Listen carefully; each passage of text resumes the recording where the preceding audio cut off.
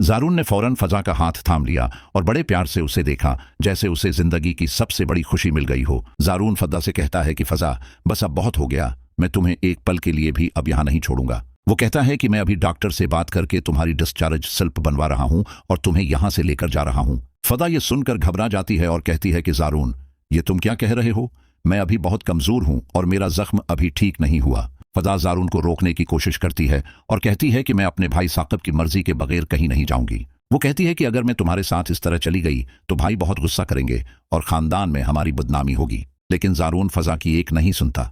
वो कहता है कि तुम्हारे भाई ने कभी तुम्हारी खुशी का नहीं सोचा, वो सिर्फ रानी की बातों में आता है। जारून कहता है कि मैंने फैसला कर लिया है कि मैं आज और इसी वक्त तुमसे निकाह करूंगा ताकि कोई हमें अलग न कर सके।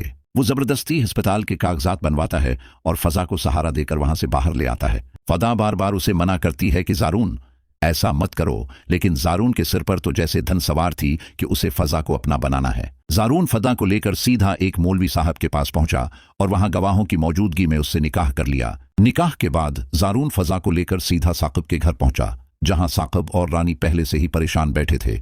रानी अस्पताल से अभी अभी वापस आई थी और वो साकिब को बता रही थी कि फजा अस्पताल से गायब हो गई है। जैसे ही जारून और फजा घर के अंदर दाखिल हुए, साकिब की नजर फजा के हाथ पर पड़ी जिसे जारून ने मजबूती से थाम रखा था। साकिब गुस्से से पागल हो गया और उसने लपक कर जारून का गिरीबान पकड़ लिया और उसे जोरदार झटका दिया। साकिब गरज कर कहता है कि जारून, तुम्हारी ये हिम्मत कैसे हुई कि तुम मेरी बहन का हाथ पकड़कर उसे घर लेकर आओ? वो फजा की तरफ देखकर कहता है कि फजा, तुम्हें शर्म नहीं आई कि तुम अस्पताल से उस गैर मर्द के साथ चली आए? साकिब कहता है कि रानी तुम्हारे बारे में बिल्कुल सच कहती थी कि तुम अब काबू से बाहर हो गई हो और खानदान की इज्जत का जनाजा निकाल रही हो। जारून ने बड़े सुकून से साकिब का हाथ अपने गिरीबान से हटाया और फजा को अपने पीछे करके खड़ा हो गया। जारून ने साकिब से कहा कि साकिब, अब अपनी जबान को लगाम दो, क्योंकि अब तुम जिस लड़की पर इल्जाम लगा रहे हो वो मेरी बीवी है। जारून ने सबके सामने ऐलान किया कि मैंने फजा से निकाह कर लिया है और अब ये मेरी इज्जत है, उसके खिलाफ एक लफ्ज भी मत बोलना। रानी ये सुनकर जैसे साकित रह गई। उसे यकीन नहीं आ रहा था कि जारून इतनी बड़ी हिम्मत कर सकता है। रानी चीखकर कहती है कि जारून, ये तुम क्या कह रहे हो? तुमने उस लड़की से शादी कर ली जिसने हमारे खानदान को बदनाम किया। जारून ने रानी को घूर कर देखा और कहा कि रानी, मैं जानता हूं कि तुमने फजा पर जितने भी इल्जामात लगाए थे वो सब झूठे थे। वो कहता है कि तुम सिर्फ ये चाहती थी कि फजा इस घर से निकल जाए ताकि तुम्हारी हुक्मरानी कायम रहे। जारून अब साकिब की तरफ मड़ा और उसे खरी खरी सुनाते हुए कहा कि साकिब, तुम कैसे भाई हो जो अपनी बीवी के इशारों पर नाचते हो? जारून कहता है कि तुम्हें अपनी बहनों का दुख नजर नहीं आता। जरा रुदा की हालत तो देखो कि वो किस हाल में पहुंच गई है। वो साकिब को जताता है कि अगर तुम्हें रुदा की खुशी अजीज होती तो तुम उसकी शादी इरहम से करवा देते और अपनी अना को बीच में न लाते। जारून कहता है कि इरहम के बगैर रद्दा की तबीयत दिन बदन बिगड़ती जा रही है, उसे हर वक्त सर में दर्द रहता है और तुमने कभी उसका इलाज नहीं करवाया। तुम सारा दिन अपनी बीवी की बातों में आकर अपनी सगी बहनों पर जुल्म करते हो, तुम्हें जरा भी एहसास नहीं कि इन पर क्या गुजर रही है। जारून ने साफ कह दिया कि अब से फजा मेरी जिम्मेदारी है और मैं उसे उस घर में एक नौकरानी बनकर नहीं रहने दूंगा। रानी अंदर ही अंदर जल भन रही है क्योंकि उसे डर है कि अब जारून उसके सारे राज खोल देगा। जारून ने फजा से कहा कि फजा, अब तुम्हें किसी से डरने की जरूरत नहीं, मैं तुम्हारे साथ हूं और मैं रुदा का भी इलाज करवाऊंगा।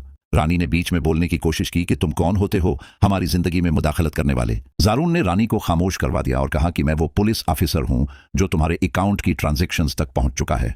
जारून को अब शक हो गया है कि उस पर हमला करवाने वाले गुंडों को रानी ने ही पैसे दिए थे। वो साकिब से कहता है कि साकिब, बहुत जल्द तुम्हें अपनी बीवी का वो चेहरा नजर आएगा जिसे देखकर तुम खुद उससे नफरत करने लगोगे। इधर रिदा अपने कमरे में अकेली बैठी तड़प रही है। इसका सिर दर्द की शिद्दत से फट रहा है, लेकिन उसे कोई पीन कलर नहीं दे रहा। रदा को जब पता चलता है कि फजा वापस आ गई है और उसका निकाह हो गया है तो वो खुशी से रोने लगती है। रदा कहती है कि शुक्र है अल्लाह का कि फजा को उसका हक मिल गया, अब शायद मेरे दुखों का भी कोई हल निकल आए। जारून ने फैसला कर लिया है कि वो कल ही रदा को किसी बड़े डॉक्टर के पास लेकर जाएगा ताकि उसके सर दर्द की असल वजह पता चल सके। रानी अब घबराकर अपने कमरे में जा चुकी है और वो सोच रही है कि अब वो जारून को कैसे रोके।